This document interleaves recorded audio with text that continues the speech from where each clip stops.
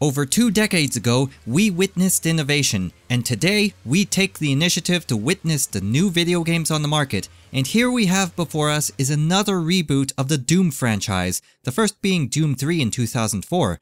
The original MS-DOS games brought addictive gameplay and eye-catching graphics, Doom 3 pushed your hardware to the limit, and now we have this. I'm ready for the fast-paced Doom action, so let's take a look. Right off the bat, I found the movement to be slow.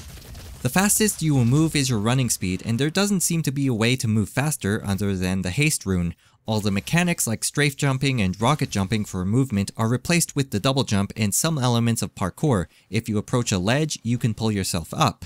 The fact that the game is featuring loadouts and a 2-weapon system already tells you it's catering to the console crowd.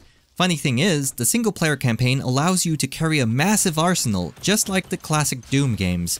I think they have it backwards. The loadouts and the 2-weapon limit should have been in the single-player campaign since you can dress up the levels, you can place weapons and equipment beside a corpse or a supply crate and make the player choose what to carry for the next area.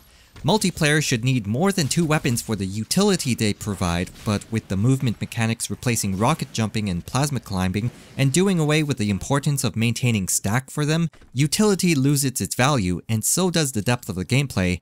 I can still see a grenade launcher being used for that area denial grenade spam if that's in the game, but no one in their right mind would ever pick that if they could only have 2 weapons. The game also has the hack modules that you configure before the match starts. They're like burn cards from Titanfall, except... well, no, they are burn cards from Titanfall. What I'd like to know is why they added it to this game. The weapons themselves also seem very weird. A direct hit with the rocket launcher deals 55 damage. Like, really? The Vortex gun is the one I favor the most since you can charge it up and actually one-shot someone who isn't fully stacked. Some maps do have more powerful weapons you can pick up, like the BFG, but it feels very disappointing because it's now just a glorified railgun. The weapons in general just feel very weak. The low damage of the weapons and the high time to kill just reeks of Halo. And then there's the quad damage. Yes, there's a quad damage in a Doom game. And it only does double damage. This is when you have to stop calling it a quad damage. Of course, all of these items and the weapon balance are subject to change, but the balance has to be based around the loadouts and the fact that you can pick the weapons you spawn in with. Keep in mind, the multiplayer portion of the game is being made by Certain Affinity, former Bungie employees that worked on Halo, and it really shows in the game. It seems like they're trying to target the Halo and Call of Duty crowd, the people who don't really care about the Doom franchise, but will buy the game and the DLC if they make it like their favorite game. I hear it's had a very positive response from the console crowd. I can't imagine why. The single player mode is a different beast altogether. As mentioned before, you get to carry all the weapons with you, but you can also upgrade them. For example, the shotgun will have an upgrade to allow it to burst fire. There also seems to be an emphasis on melee executions, tearing off their limbs, bashing their heads in, beating them to a bloody pulp, and all that fun stuff to make you feel like a badass. But a lot of the features in the game and the direction they're taking it will have a major impact on how this will do in the video game market. I expect the vast majority of the people who will be playing this game will be doing so only for the single player. It'll be streamed and let's played. The single player in particular, I would not expect to be very long.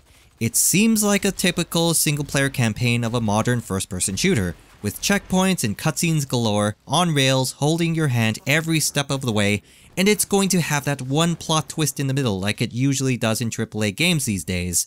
Once the players finish it, they might play a little multiplayer, but they'll move on soon after, especially because of the multiplayer DLC Season Pass.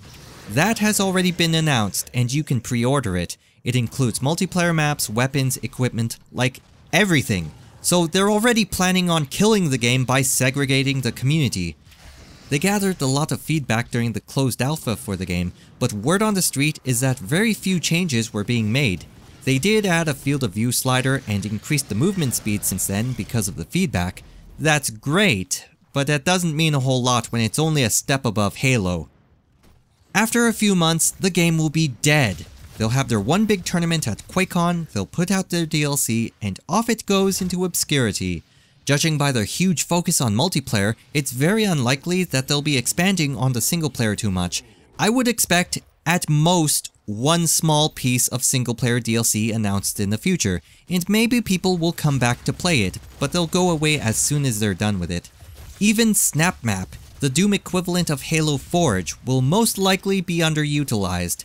As we've learned in the previous games we looked at over the years, the community has to remain here for the user-generated content to be created and played. I highly doubt this game will have that. Why play this game when you can play Halo or Call of Duty on consoles, or hundreds of other games on PC? It doesn't seem like the game is being set up for longevity in the market. It seems like their intention is to burn a memorable IP for short-term profit, and then let it die. Not even Doom music can save it. 2 decades ago, game developers were scrambling to replicate Doom's success with their own Doom clone. Now, this new Doom game is trying to replicate the success of Halo and Call of Duty. People will compare different elements of this game to other games that came out in recent years and say it's trying to be this game or that game. Is it an arena FPS? It sure doesn't feel like it. Are they focusing on realism? There's no recoil or reloading, so I don't think so.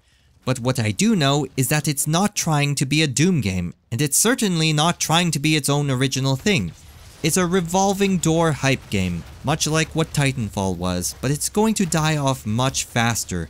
Once the players had their fill, they go back to wherever it is they came from, and when the game is $60 and the season pass focusing on multiplayer is $40, you know that the developer knows that the game isn't going to last very long. They'll grab all the money they can from the game and the season pass and move on. We'll follow up on the game in a few months to see what happens. Thanks for watching!